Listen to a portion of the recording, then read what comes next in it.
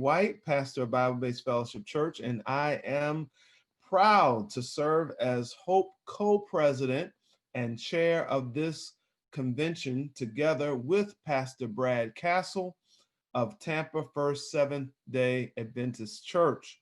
I now call to order the 32nd annual convention of the Hillsborough Organization for Progress and Equality. It's great that we have over 400 persons who registered for this convention this evening, and it looks like a great number of them have joined already. Leaders from congregations across Hillsborough County on Zoom for this convention at this time. I know we missed the usual energy that we would have gathered together in person, but prayerfully and with intention, we will still have a meaningful convention tonight. This is an important time to receive reports, hear from decision makers, elect our executive officers, vote by poll to decide our issue work, and renew our commitment to powerfully tackle justice or injustice together. We trust everyone received the convention program. Check with your clergy or team member if you did not receive that. And we ask everyone to respect the time given, for we have a very full agenda. And also remember, this is a convention with important business items to accomplish in a timely manner. We will now follow the agenda and have prayer by Imam Sharaf, followed by the next participants on the agenda. Good evening, everybody. The opening chapter in the Quran. In the name of God, the All-Merciful, the Ever-Merciful. Praise be to Allah, the Lord, cherisher and sustainer of the world, the All-Merciful, the Ever-Merciful, the possessor of the day of judgment. You only we worship, and only your help we seek. Guide us to the straight path. Amen. Good evening. My name is Pastor Michael B. Price of Victory AME Church. It is my responsibility to give you our justice ministry vision. We are called to justice. It is grounded in our scriptures, faith, tradition, and values. When Nehemiah returned to his homeland and saw families had sold their land, vineyards, and even children to pay back loans with high interest, he got angry, organized a great assembly, and held the money lenders accountable. He called for justice. Are you angry yet? Have you found anything to be angry about? Amos declares, without justice, our songs to God are noise. Take the noise of your songs away from me. They are an irritation. I shall not even listen to the melody of your harps, but let justice run down like water and righteousness like an ever-flowing stream, flowing abundantly. Justice champion, the Reverend Dr. Martin Luther King, often leaned upon this very verse. Michael declares justice is required from each of us. Has he not told you, O man, what is good? And what does the Lord require of you, except to be just and to love, and to diligently practice kindness, compassion, and to walk humbly with your God, setting aside any overblown sense of importance or self-righteousness. Jesus warns us to not let self-righteous do not be self-righteous, focusing on minor issues, but rather focus on the weightier issues of justice, mercy, and faith. The Quran says, O you who believe, be upright to God, witnessing with justice, and let not hatred of a certain people prevent you from acting justly. Adhere to justice, for that is near to piety, and fear God. God is informed of what you do. And like the prophets before us, for 32 years, Hope has united diverse congregations from across our county to work together to faithfully respond to the call to do justice and create the beloved community God intended. And we know we need the power of large numbers of people to do justice, to redeem powerful systems like the criminal justice system or housing system. And we build that power through the Hope Justice Ministry, to redeem our systems. And we won the alternative to out of school suspension program, keeping thousands of children safe and protecting their grades. When the school superintendent said he didn't have the money, we got the bus service expanded on 8 major routes until 1 a.m. so that thousands of people can get to and from jobs. When told we should wait because of a lack of resources, we got 34 dental chairs and 2 clinics established to serve families with low incomes when everyone said there's a recession, so why try? And we got the county to put at least 10 million annually to create more affordable housing when officials said there was no money and there would be no money. Despite opposition, we made amazing changes over the years, and we continue to march forward on our journey for justice. Over the past 2 months, we've been sharing and connecting with others in our homes over Zoom, sharing our personal struggles. In hearing each other's stories, we realize the importance of building our power to tackle these problems. It starts with all of us committing, consistently showing up to do justice ministry. We can't sit on the sidelines while families are living paycheck to paycheck just to have a roof over their heads, while our jails are filled with thousands of people struggling with mental illness and addiction, or while people are mistreated because of the color of their skin. All of us here need to be fully in the game and get others off the sideline to join us in transforming our community. We must walk in the footsteps of the prophets before us. We are called to create the community God intended. The vision to do that is for each congregation to one day bring out their average worship attendance once a year at our Nehemiah Action. Imagine a place big enough to hold 10,000 people, our collective average worship attendance. Imagine you helping to fill a place that could hold 10,000 with your members, family, friends, and neighbors. Imagine that kind of power. Our goal for our 2021 Nehemiah Action is to bring together 1,500 to achieve justice. Everyone here tonight plays an important role in helping us achieve that goal. Building power in my congregation is important to me because justice is a foundational component of our faith. And that is why our congregation is going to turn out 70 to the March 22nd Nehemiah Action. Tonight, let's continue making justice ministry as central to our congregations as worship and consistently acting together to win justice and improve lives. In Hillsborough County, we have hope for justice. Hi, I'm Cynthia Jones of Allen Temple AME Church. At our October 12th Teams Assembly with leaders from our membership congregations, we were excited to approve 2 new congregations for Hope membership. Tonight, we're excited to present and fully welcome Mount Calvary Seventh-day Adventist Church in East Tampa with Pastor Kreider and some of his leaders with us tonight, and Brandon Christian Church with Reverend Day and some of her leaders also present. We welcome you into the Hope family and look forward to doing justice together. Let's all give both of them a sign of welcome by thumbs up, clap, or waving. Awesome. All right, so now let's go into our covenant. Since we are virtual, let's recommit ourselves together and covenant to continue doing justice ministry together.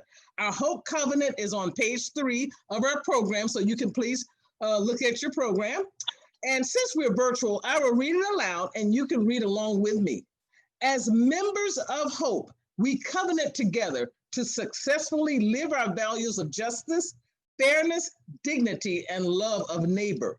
To fulfill this covenant, we will engage our members in training, listening, issue development, and public action.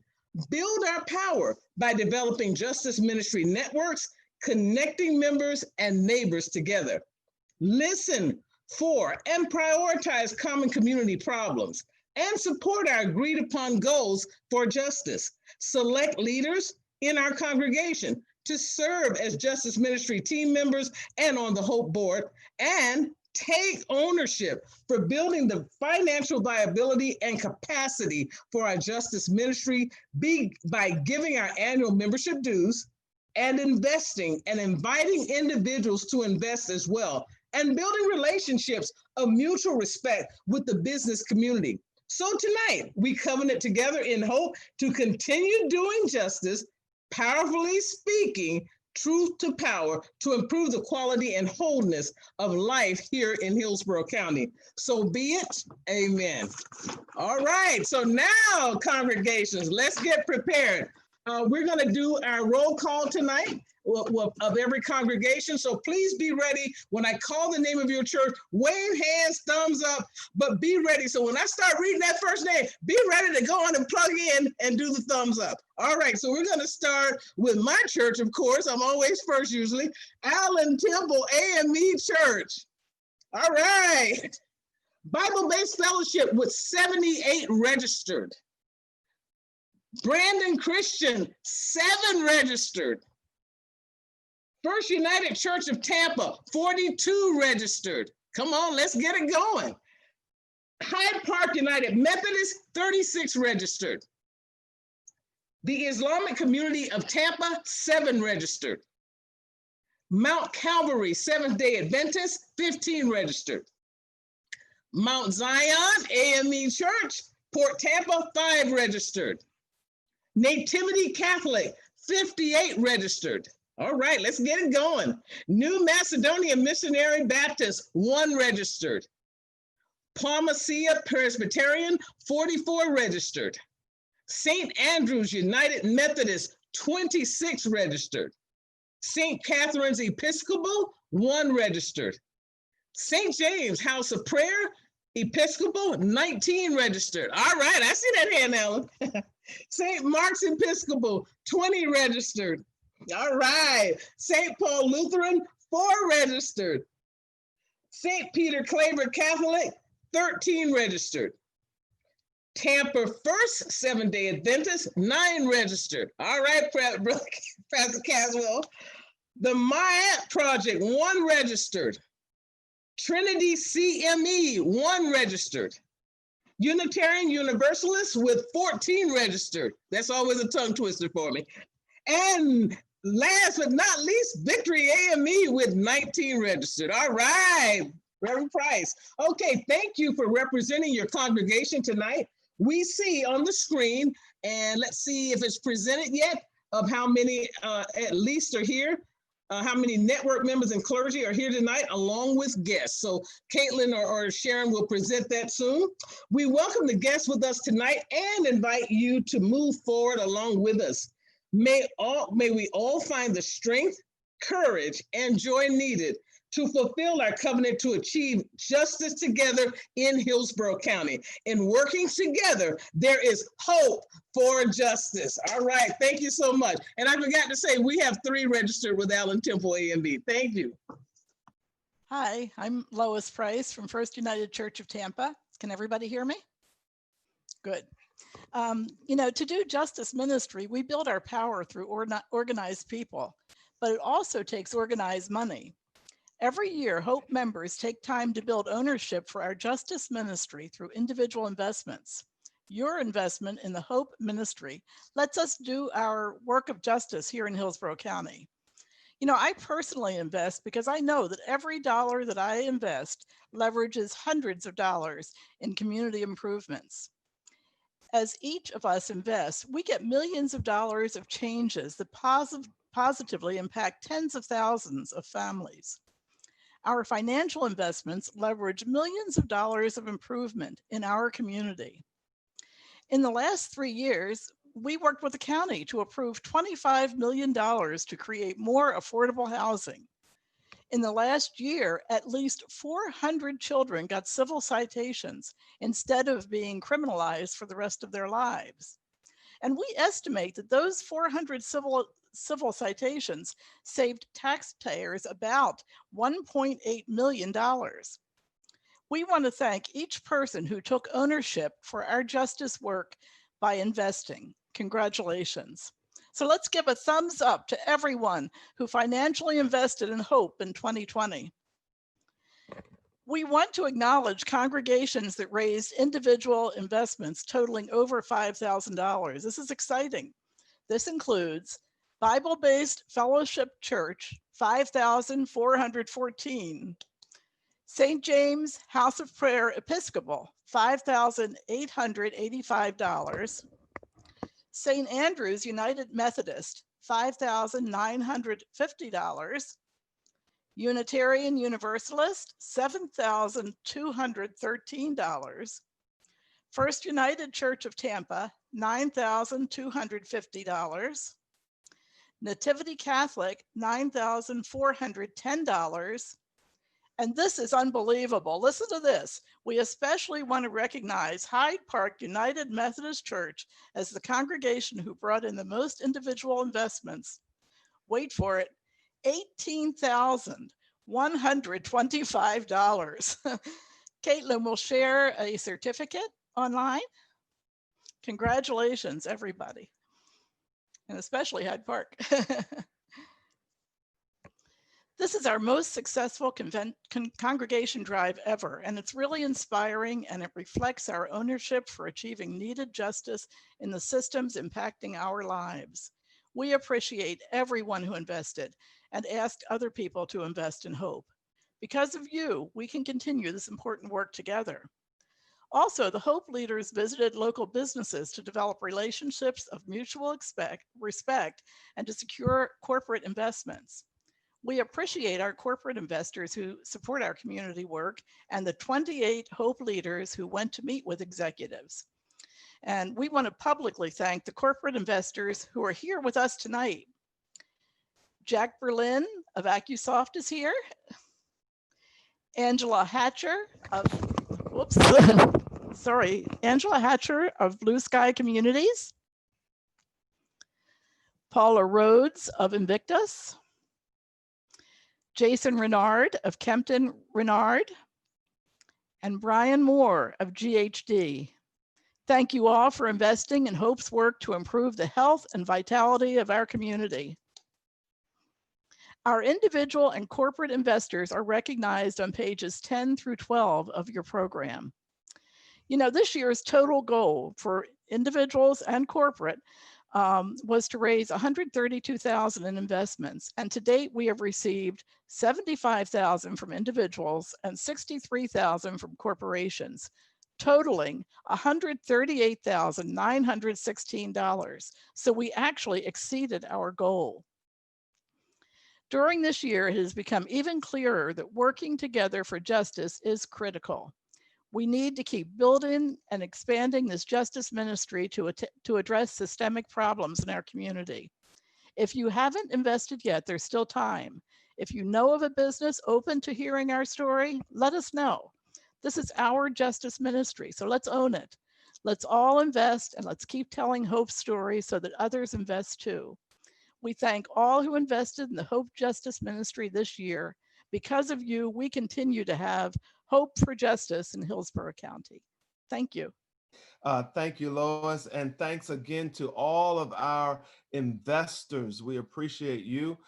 It is exciting to see that we have over 384 participants on tonight. Many who are on are couples, so they're more than that. And we are excited about this 32nd convention. Now we're going to hear reports on the issues that we are currently working on in the areas of affordable housing and criminal justice. So we're eager to hear everyone's reports. We do have a full agenda. We're doing good so far. So we ask everyone to please respect the time. We appreciate all of our decision makers and candidates that are here tonight. We're glad you responded to our invitation and received the program and our requests. Each of you will receive a request to unmute again. Let me just remind you, I couldn't talk until I got that request. Don't forget to unmute yourself when it's your time to speak and to respond with the unmuting yourself. To help us be timely tonight, when your time is almost up, we're going to briefly flash 10-second signal on the screen. We ask that everyone help us stay timely. And now we're going to have Shar Lurch to present on affordable housing. Good evening. We know Hillsborough County continues to have a housing crisis, and those with very low incomes are hit the hardest. That's why for the past 6 years, we persistently pushed the county to start a local affordable housing fund to create more housing for families with the greatest needs. In June, a Schimberg study affirmed what we've said all along. Our county has a critical shortage of over 54,000 affordable units for families with incomes under $35,000 a year. We need 54,000 more units affordable for the very low income. And we know many of these families are our essential workers. A year ago, we won a solution to help alleviate this great need. The BOCC passed the Hope Affordable Housing Act and put $10 million in the 2020 budget. Combine that with the $5 million we won the year prior, and that's $15 million in new local monies put toward affordable housing in the past 2 years. Tonight, we are glad to report that affordable housing developments are underway in Hillsborough County using these funds. You can see in your program how the county allocated the funds, but I want to highlight the following. $1 million went to Metropolitan Ministries to create 112 rental units. $1 million to Southport Financial to create 120 units. Almost $2.5 million to Catholic Charities to create 20 rental units. Just over $4.5 million to New Vision Communities to create 100 rental units. $5.5 million to University Area CDC to create 60 rental units.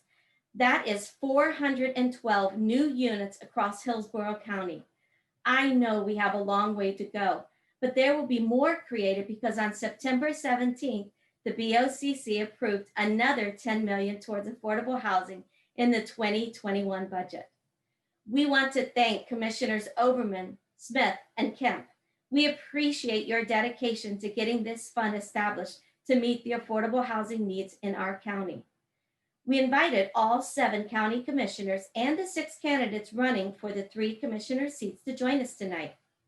Commissioners Oberman, Smith, Kemp, and Merman, as well as candidates Harry Cohen, Scott Livingston, and Mara Cruz-Lance are with us.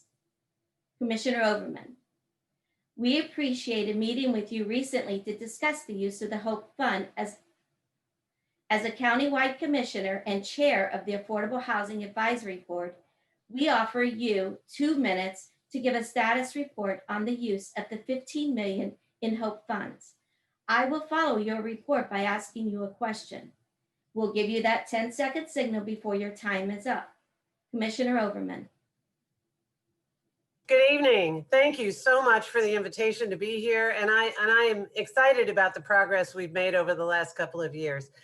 Now more than ever, our community faces uncertain economic times, largely due to the pandemic, even more so. And I stand before you fully committed to prioritizing affordable housing and a tenant's bill of rights for our county.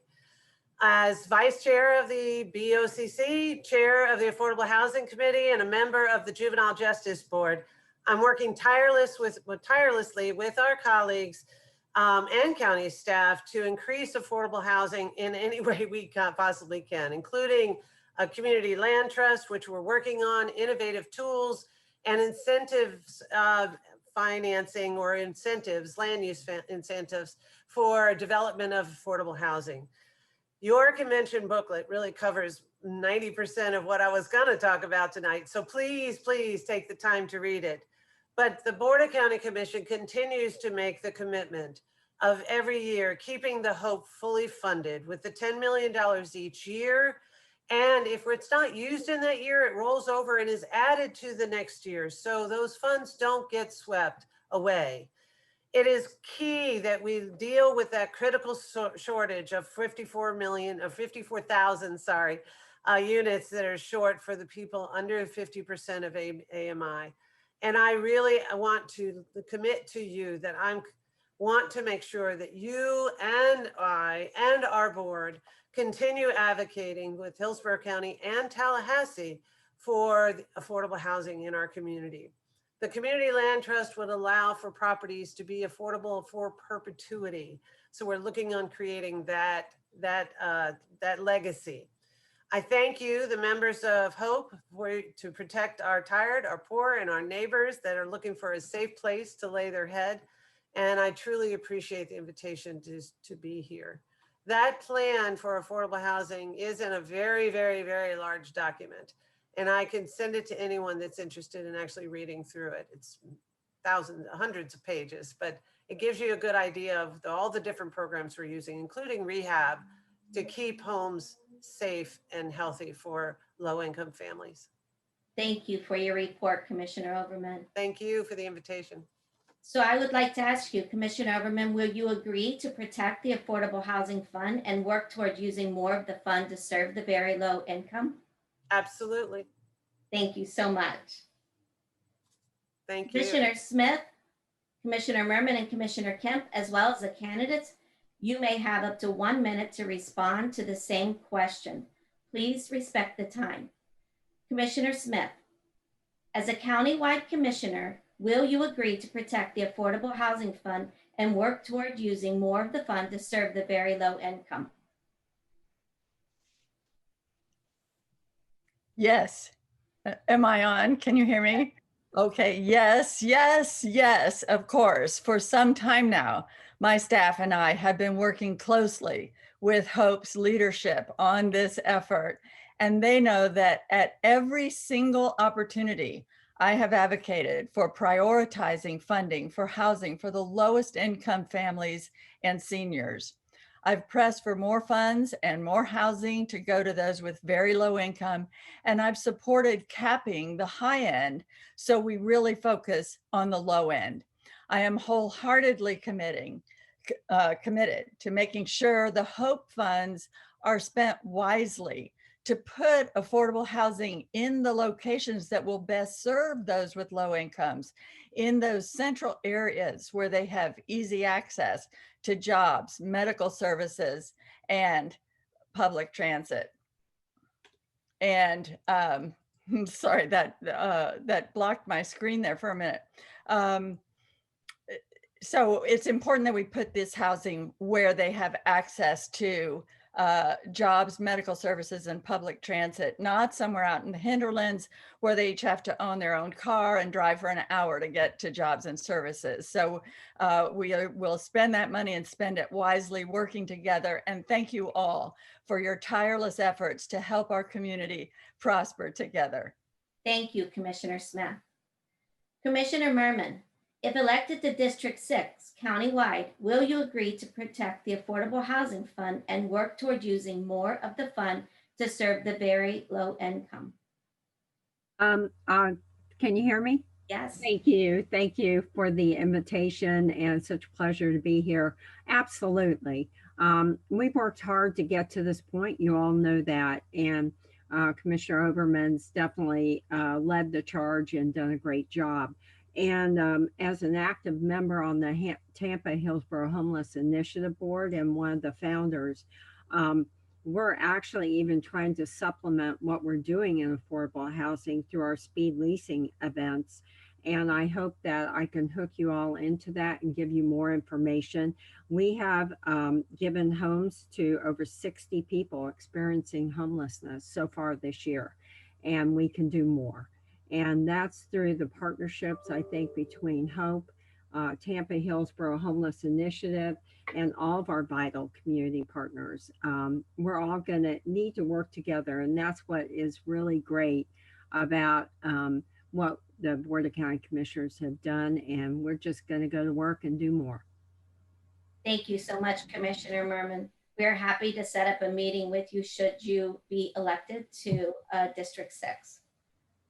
Commissioner Kemp, if re-elected in your current District 6 countywide seat, will you agree to protect the Affordable Housing Fund and work toward using more of the fund to serve the very low income?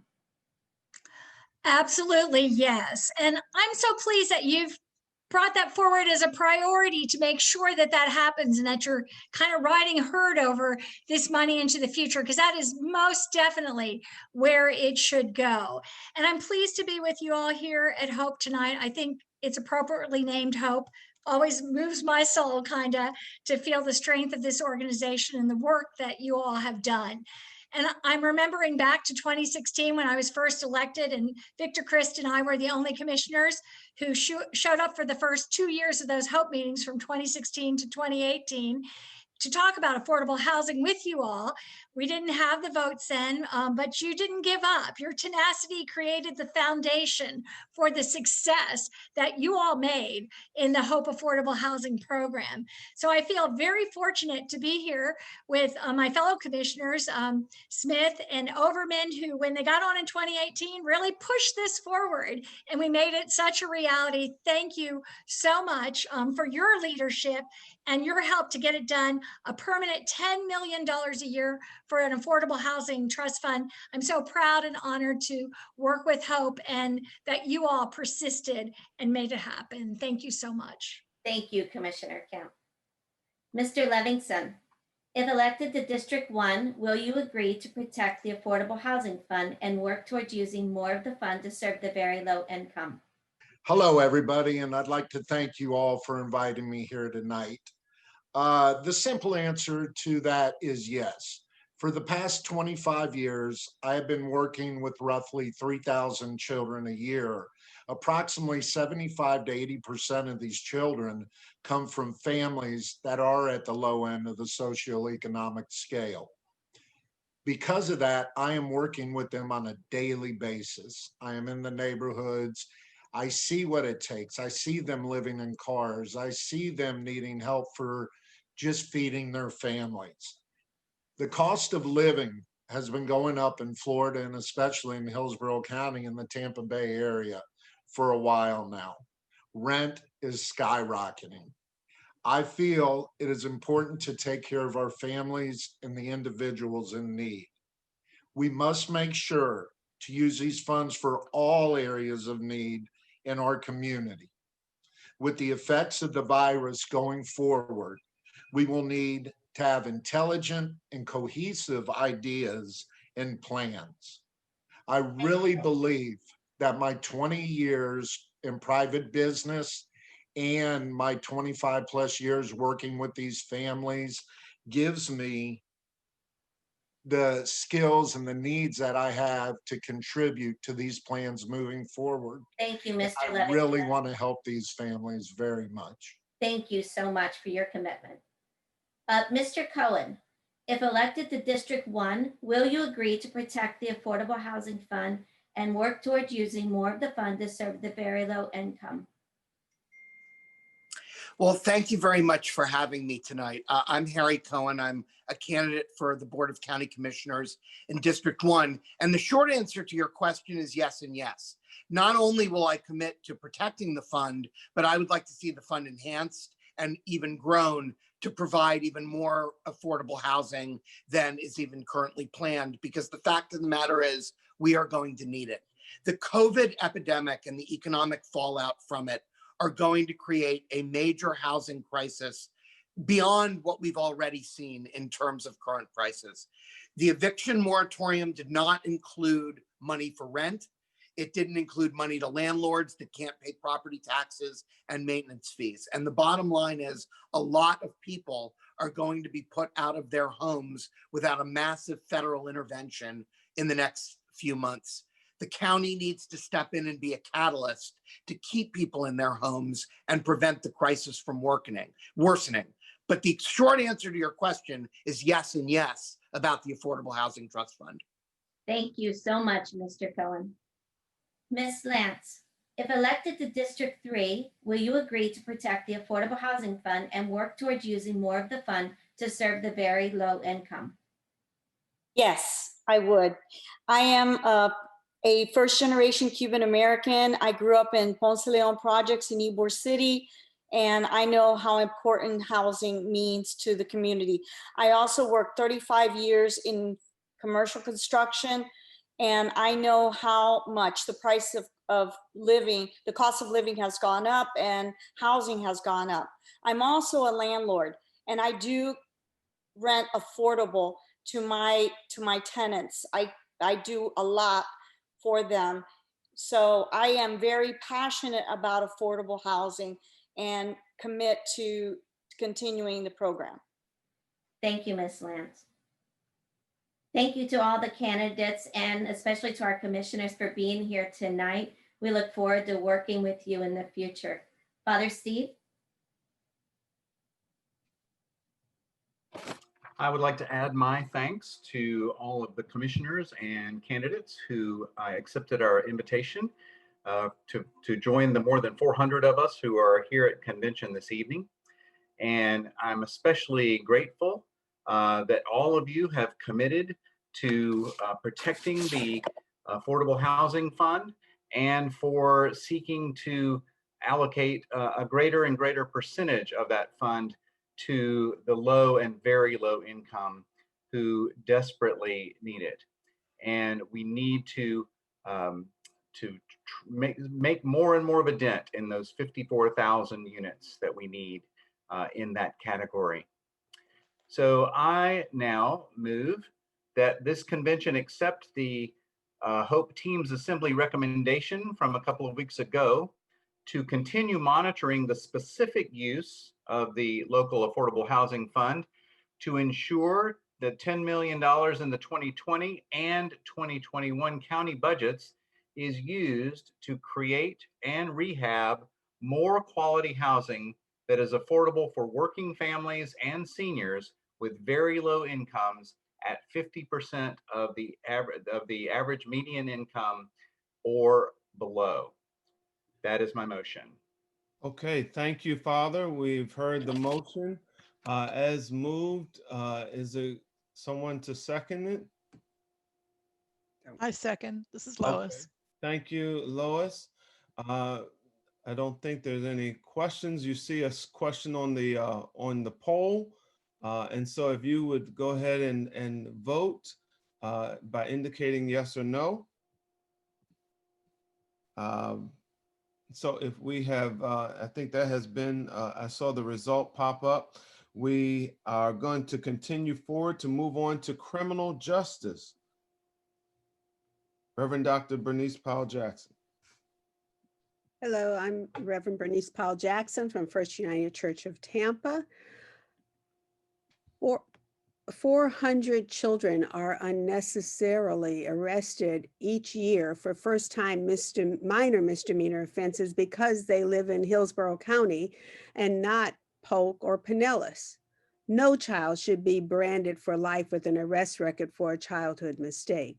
In 2014, Hope began working on reducing youth arrest, and we began by pushing to increase civil citation usage, which holds children accountable by requiring community service, restitution, and appropriate counseling and rehab, while not branding them for life for childhood mistakes. At that time, 70% of the children in our county were still being arrested when they were eligible for a civil citation. We've pressed the stakeholders to expand the program, which has taken place slowly over the past few years. So now our policy is stronger, but still half of the children eligible are getting arrested. State Attorney Andrew Warren attended our statewide call to action in July with 500 people and committed to increase youth civil citation usage to at least 80% in our county. Since then, he has amended the civil citation program in cooperation with the other stakeholders to include disorderly conduct and remove the parental consent requirement. This is another step in the right direction, but still these changes will not get us to at least 80% usage. Pinellas, Polk, and Miami-Dade counties all have over 90% usage for youth civil citations. We want their model implemented here so that we can go from 400 to 0 unnecessary arrests. It is possible. Our stakeholders can stop criminalizing our children if they decide to. Like these 3 other Florida counties, we want an eligibility screening that can divert eligible children from being arrested. We want our children to be held accountable and get the support they need and not be criminalized for the rest of their lives. State Attorney Warren is with us tonight, And we're welcome you, Mr. Warren, and we now offer you 2 minutes to report on the steps you've taken to increase civil citation usage. To keep it timely, we'll put a 10-second signal on the screen.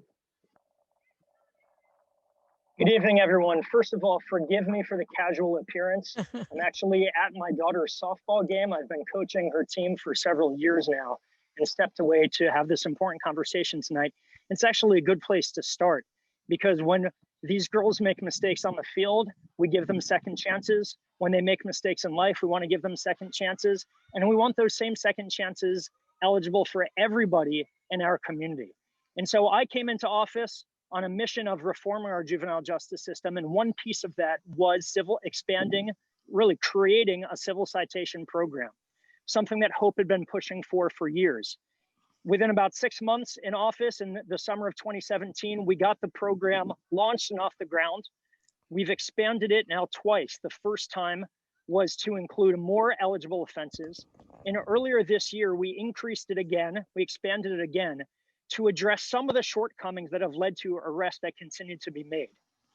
Now, the latest change that's been made basically takes out some of the parental notification and a couple other logistical issues that we think will increase utilization from where we are currently in about mid 60% range up to the 80% where we want to be. We're still having 300 to 400 juvenile arrests while we're putting about 700 kids a year into the civil citation program. So we've made great strides.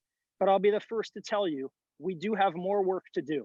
We want to get those numbers down to almost zero, if not zero. We want to get our utilization rates up above 80 and above 90%. But I want Hope to understand, this is not something the state attorney's office can do unilaterally. You have a partner in me and in the state attorney's office. We will continue to work with our law enforcement partners and all the other agencies which under Florida law are part of this framework. So we're going to keep pushing. We're going to keep getting the citations program expanded. We hope to get the eligibility up, and we hope that you continue to influence the other stakeholders to make sure that they are playing their part to achieve the goal that we all share, which is to eliminate any arrests of juveniles for first-time misdemeanor offenses.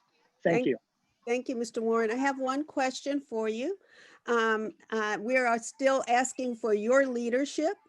Will you commit to meet with us and to take steps that will get us in Hillsborough County to at least that 80% usage rate for youth civil citations?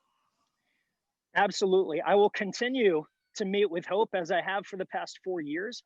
I'll continue to work with the other stakeholders and push them and be a voice for reform so that we continue to expand the program.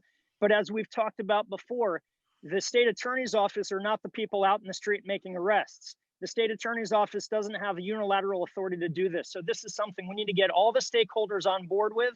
We will continue to push them.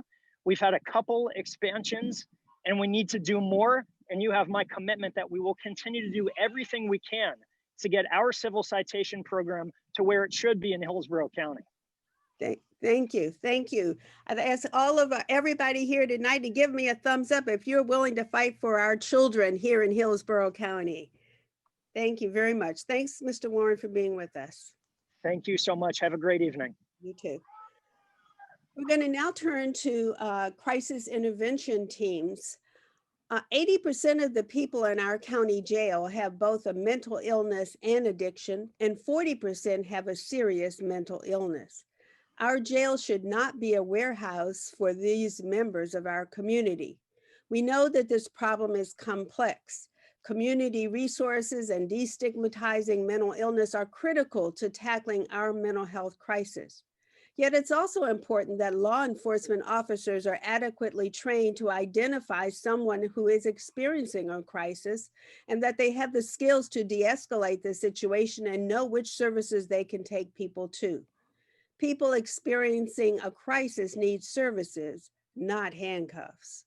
We know that at least 10% of the officers' interactions are with someone struggling with mental illness and addiction. In 2019, the Tampa Police Department received 6,000 mental health calls. Therefore, at our 2019 Nehemiah Action, we asked the Tampa Police Chief to train at least 25% of his officers in crisis intervention training, or CIT. We did not get a commitment that night, but after several follow-up meetings, Police Chief Dugan did commit to train all of his officers in a CIT program.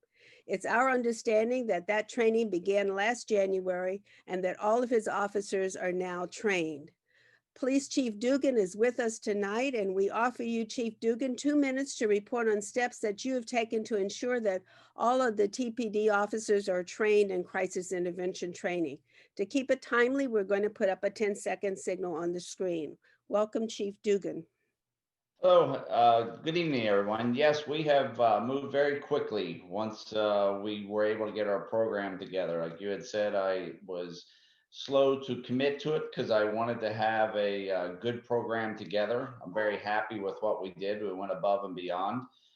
We got everyone trained with just a few months. What we did was we put instructors temporarily assigned to the police academy and rotated cops off the street and put them through there. We're probably one of the fastest to get it done of any agency in the area if you compare to how quickly once we were able to get our program up and running. We also took it a step further where we did some training with our dispatchers because they're really the first step in the whole process of screening calls when someone was in a crisis. And when we looked at it, if the way it works is if you are in a crisis and you call the crisis center, that's who responds. If you call Grace Point, that's who responds. If you call 911, you get a police officer. And so we are really looking at how we handle, how we dispatch our calls. The training that our dispatchers received was modeled after the FBI crisis negotiators and active listening skills. And so that continues to go on. We continue to work with Grace Point and the Crisis Center and how we are going to continue to divert calls away from the police department and into the mental health professionals. One of the things we're also looking at doing is a case management program where we will look at the majority of the people. As you know, so many of the same people call for services over and over again, especially when it comes to mental health. And so we are looking at a request for information to partner with a mental health provider that will work with us at the police department and how we can manage people who continuously need help, to help them make sure their follow-up, make sure they're taking their medication, things like that. And so it's something we're really excited about, and we moved quickly once we committed to it. Thank you for your report, Chief Dugan, and we look forward to working with you in the future and to meeting with you again. I'd like to turn over now to the co-chair of our subcommittee, Laurie Jones-Oluku from Bible-Based Fellowship Church. Laurie? Thank you, Reverend Bernice. I hope you guys can hear me. We have made some progress tonight, yet it is obvious that we still have a lot of work to do in the area of criminal justice for the benefit of our community.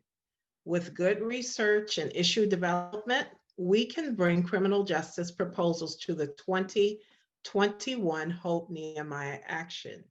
And for those who are attending tonight, for more information on the criminal justice work, please take a look at pages 7 through 8 in the program that was emailed out to folks earlier today. I now move that this convention accept the Hope Teams Assembly recommendation to 1, continue pushing to increase youth civil citations, to decrease the unnecessary arrest of our children. 2, monitor Tampa Police Department CIT program, which we just heard about, to train all officers, and the establishment of the Recovery Through Work Clubhouse for people with severe mental illness. 3, research ways to reduce adult arrests for minor offenses as a part of the statewide criminal justice collaborative. And 4, research the local problem of systemic bias in policing. Thank you. I'll turn it back over to the chair.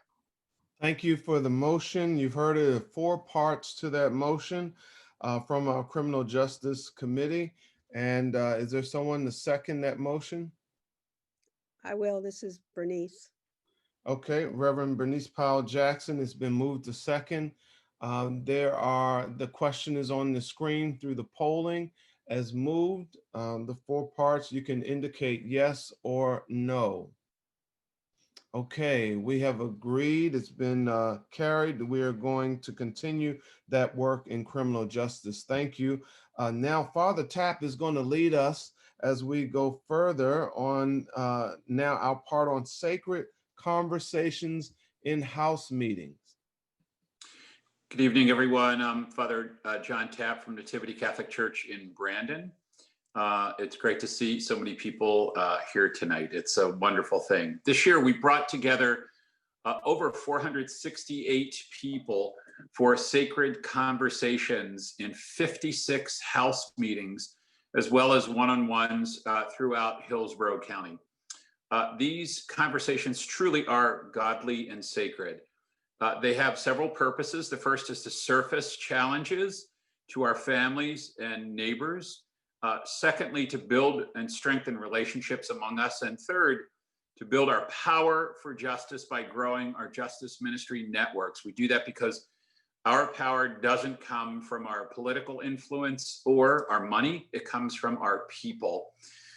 In the New Testament, we read in the letter to Hebrews that we are to stir up one another to love and do good works, not neglecting to meet together, but encouraging one another. This is what we do in our house meetings. We take time to listen. We stir one another up to love and to do good works. And isn't that what we do after we listen to one another's stories? We act out of love. We organize together to do the works of justice. During our house meetings, 412 individuals agreed to be Justice Ministry Network members.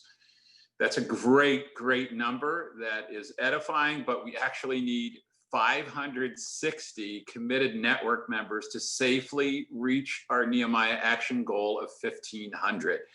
So we have a little bit more work to do. We need to continue to commit to engage others in conversations, listen to their sacred stories, and maybe agitate them a little bit to do good works by agreeing to be a Justice Ministry Network member. So let's do our part to build up our power and achieve justice. You just heard that we approved to continue the work of in the area of affordable housing and criminal justice reform. On October 12th, there were 69 team members and clergy from 19 member congregations who met at a gathering called our Teams Assembly. And there, after hearing a number of incredibly moving stories from our house meetings, we approved prioritizing problem areas and said that we would bring it to this convention for a vote to choose one additional problem area that we may begin to work on. So after voting tonight, we will form a research committee of clergy, team members, network members to research and develop winnable solutions to tackle the problem area that we raise up. I'd ask everyone on this conversation tonight to seriously consider joining one of our issue committees to be a part of the research and strategizing. And it would be a great thing for each of our congregations to be represented on one of those committees. So please let either your leader in your congregation or your Hope organizer know if you are interested. So tonight we'll vote on one problem. We're going to vote to select one problem from the following prioritized areas: mental health and addiction, jobs and finances, health, elder care, and education. I just want to clarify, because questions have come up before, that health is said twice. One is a mental health issue. The other is health relative to our physical health, a treatment for physical health. Page 5 has a summary of those 5 problem areas. So to get a clearer idea of what we're facing, we like to hear some testimonies from 4 people in those areas. And they each have 1.5 minutes to speak. And again, you're going to be signaled, I think, when your time is winding down.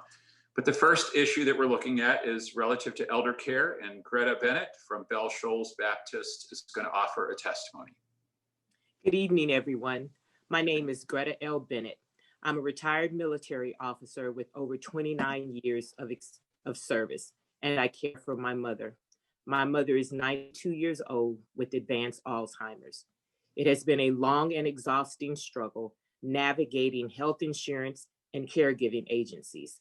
It is challenging to find affordable and adequate care for my mother. Most agencies charge between $23 and $35 an hour. The average working person cannot afford to hire a caregiver at the lowest cost of $23 an hour for 5 days a week, 8 hours a day, which is the equivalent to $920 a week. On top of caregiving costs, she has become bedridden. So although Medicare covers most of the costs, I still have to come out of pocket for a hospital bed and an air mattress that I pay a rental every month. The air mattress is instrumental because it ensures that she does not get bed sores. In addition, she had a loose tooth, so I had to pay for a tooth removal. I love my mother very much, and it's already emotionally exhausting watching the advancement of the disease. But with our current system, caring for a parent can be extremely exhausting, expensive, and stressful. Thank you, Greta. And thank you for sharing that heartfelt story. The next testimony is relative to health by Christine Stockelman from St. Andrew's United Methodist. I do have insurance through my employer, but they only cover generic drugs, and I need a medication that doesn't really have an effective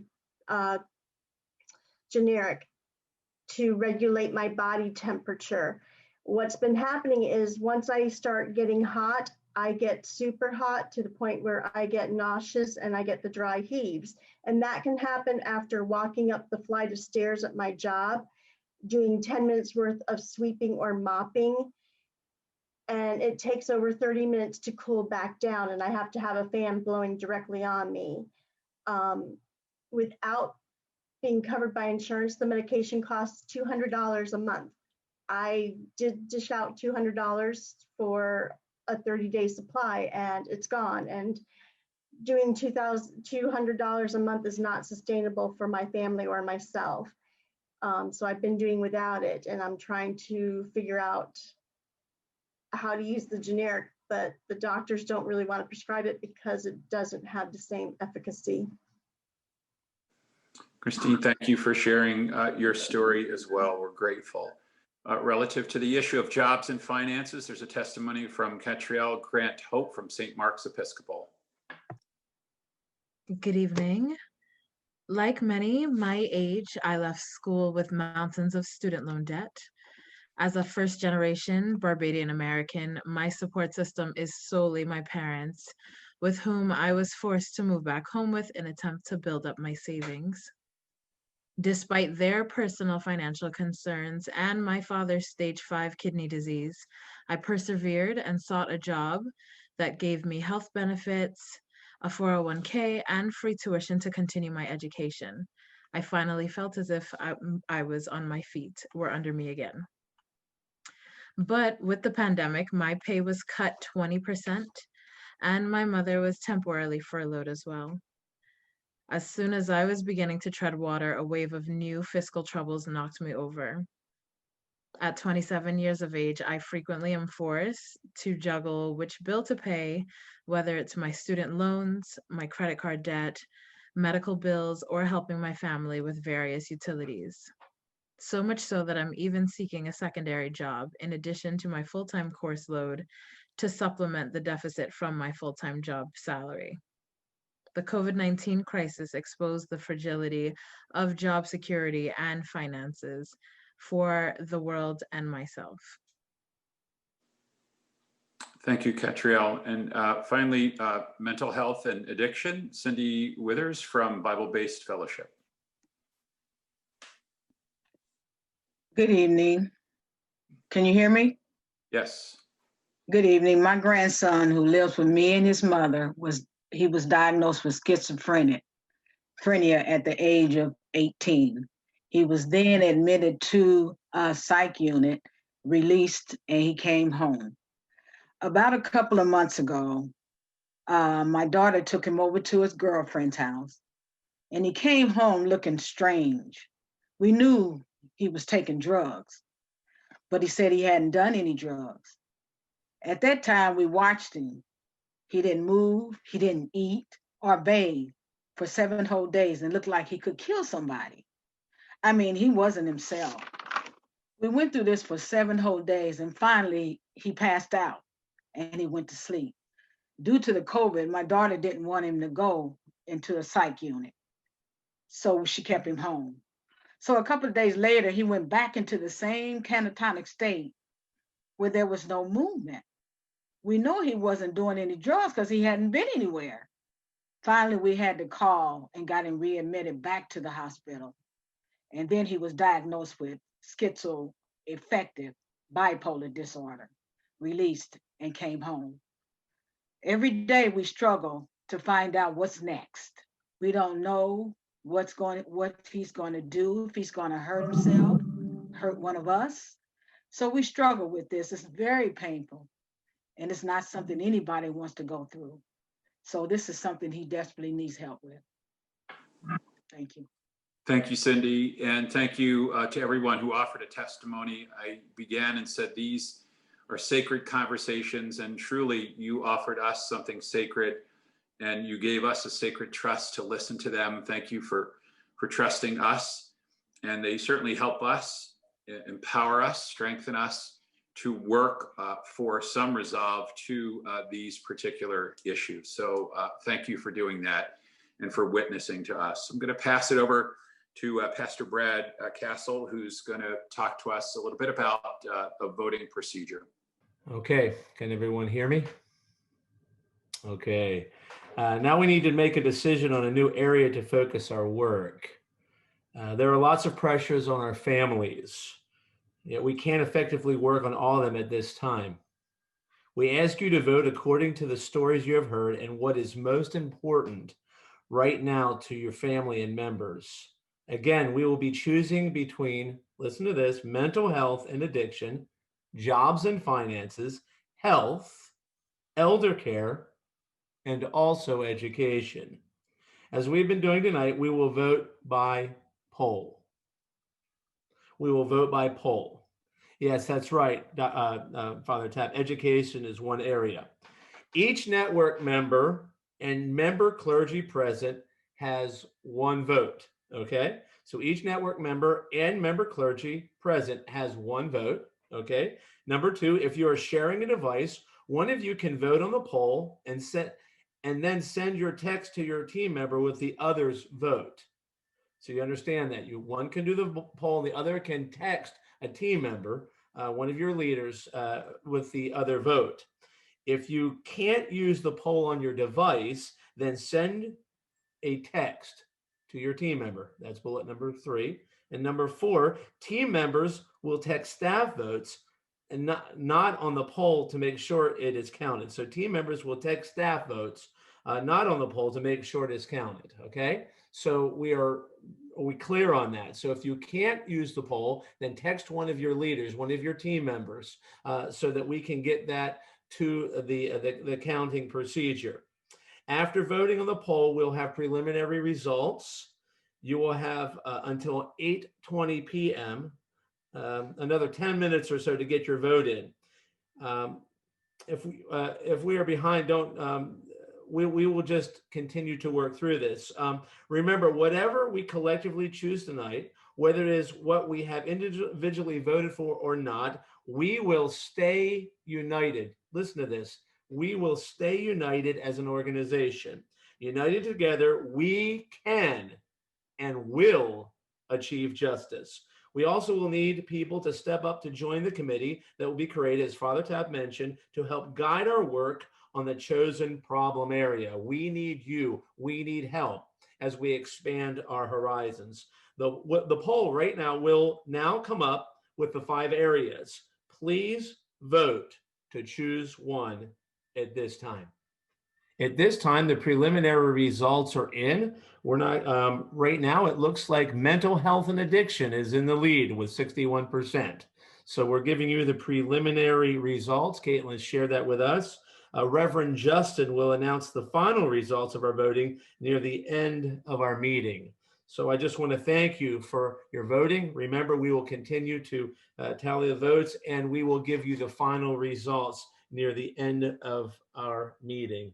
At this time, I'm going to hand this over to Candy Gale as we talk about nominations for executive officers. Good evening. I am Candy Gale from the Unitarian Universalist Church of Tampa. I will now present the candidates for Hope's executive officers as approved by the October 12th Justice Ministry Teams Assembly. The nominees and profiles for the 2021 Hope executive officers are on page 9 of your program. These are clergy and lay leaders who are building power in member congregations. After nominees are presented, I will ask everyone to show your approval of these officers through a poll vote. The nominee for co-presidents are Dr. Brad Castle from the Tampa First Seventh-day Adventist Church and Reverend Michael Price, Victory AME Church. Vice President is Father John Tapp from Nativity Catholic Church. Recording officer is Sherry Henley from St. Mark's Episcopal Church. Corresponding officer is Arlene Arana from St. James House of Prayer Episcopal Church. Treasurer Lois Price from First United Church of Tampa. Finance officer Ann Pointer, Hyde Park United Methodist Church. And then the at-large members are Reverend Anthony White from Bible-Based Fellowship, Reverend Bernice Powell Jackson from First United Church of Tampa, Cynthia Jones from Allen Temple AME Church, Sandra Mitchell from Victory AME Church, and Robert Boileau from the Unitarian Universalist Church of Tampa. Having presented all nominees for Hope executive officers, I move this slate of officers be approved as presented. Can I have a motion or a second for the motion? Cynthia, second. The poll will come up on your screen shortly. Vote yes to approve or no to not approve. Besides elected officers, every member in the congregation is encouraged to appoint 2 representatives to serve on the board of the Hope Board to ensure every congregation is represented. Okay, let's now install our approved 2021 officers. All Hope 2021 executive officers, please respond. Do you affirm to faithfully execute the position to which you've been elected and to the best of your ability, involve your congregation so we can faithfully achieve justice together in hope? Please affirm with hands up. So be it. Just want to thank Reverend White on behalf of Hope and our board, our executive committee. We want to thank Reverend White for serving the past 3 years as our co-president. He's done an excellent job. He's built Hope, not just with us, but with the Bible-Based Fellowship. We are just so thankful. I thank him for his friendship, for helping me in my first year, which was a real interesting year with COVID. And he's been such a mentor to me in this regard. So Reverend White, we will deliver a plaque to express our appreciation for your leadership. It's been a pleasure to serve with you. And I look forward to continuing our work together on the Hope Executive Committee. Thank you very much. And let's affirm Reverend White for all of his work with us. Thank you. I'm still Father John Tapp from Nativity Catholic Church in Brandon, and want to offer just a very brief reflection on something listed on your agenda called Care for Creation. And we want to announce that our Hope Board has approved that we work with 16 other dark justice ministry organizations in 8 different states on a project that's called Care for Creation. And together, we're going to explore how climate and issues of environmental justice are impacting our lives. I saw a study recently that said some of the hottest areas in our cities are are the poorer sections of town because they have fewer trees than anywhere else. That's just one very small example of how our environment can impact our lives. And from that example and many others, poor and marginalized communities are being disproportionately hurt by things like rising sea levels, increased flooding, hotter days, higher energy costs, more frequent and vicious hurricanes, increased insurance, disease from pollution, all related to changes in the environment. So the timing of this coincides with the 5-year anniversary of a document called Laudato Si, which is Pope Francis' encyclical, Care for Our Common Home. It's a comprehensive statement that really isn't just directed at Catholics, but really all of us can, I think, glean something from it about caring for creation and caring in particular for poor and marginalized communities that are made more so because of environmental issues. Laudato Si, our biblical traditions and other faith documents teach us that humans are charged to care for creation, not just dominate and use at our will, but to care for it, especially for future generations. We are the custodians of what God has created and given to us. And we realize how difficult that is and how complex that is. So starting in January, Hope will have 2 leaders to represent us in initial conversations, in planning and research to put these values into action.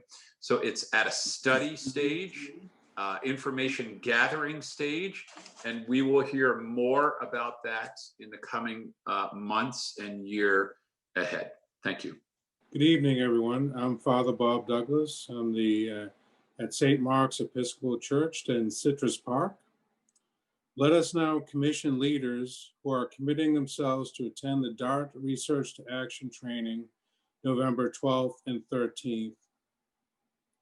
The leaders registered as of now are the Reverend Bernice Powell Jackson, Mike Peacock, Erin McKenney, Greta Bennett, Mommy Theodore, and Robert Bolo.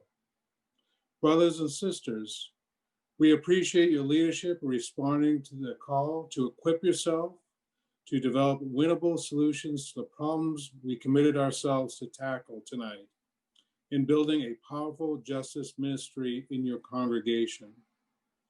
Hope Convention, I present these leaders to you in recognition of their commitment to the justice ministry. Let's agree to participate with them in this spiritual work of doing justice. May God bless and strengthen our resolve to faithfully do justice together. Can you hear me okay? Thumbs up. All right, great. I just got the text. It looks as though at this point of the 354 that voted, 198 were for mental health and addiction, 42 for jobs, 33 for elder care, and 19 education, and 18 health. So with those totals that are in, unless things shifts with more people, I'm excited to announce that mental health and addiction will be the new problem area that Hope will work on.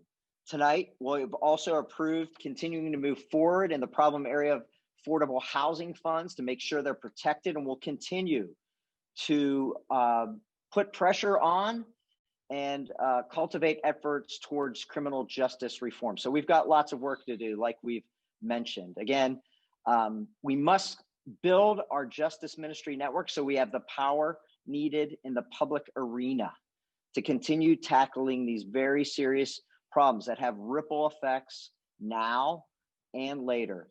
And as we've heard, it takes all of us here tonight to unite to transform our community. When we unite, public officials feel the urgency. We've seen that over and over again. And they feel the urgency to solve serious community problems. Our presence and the presence of those you might be having people in your mind right now to invite will make all the difference for us to keep achieving justice in our community. Building people power starts with you and me, and we need all of you, our network members here tonight, and others we talk to over the next several months to be part of our congregation's justice ministry networks. Keep up the good work. Let's continue to reach. I think I heard earlier, we have 412 new network and we need 560 to get to our number. It's up to us to multiply that number to reach the 1,500 being united together for our 2021 Nehemiah action. And I believe it.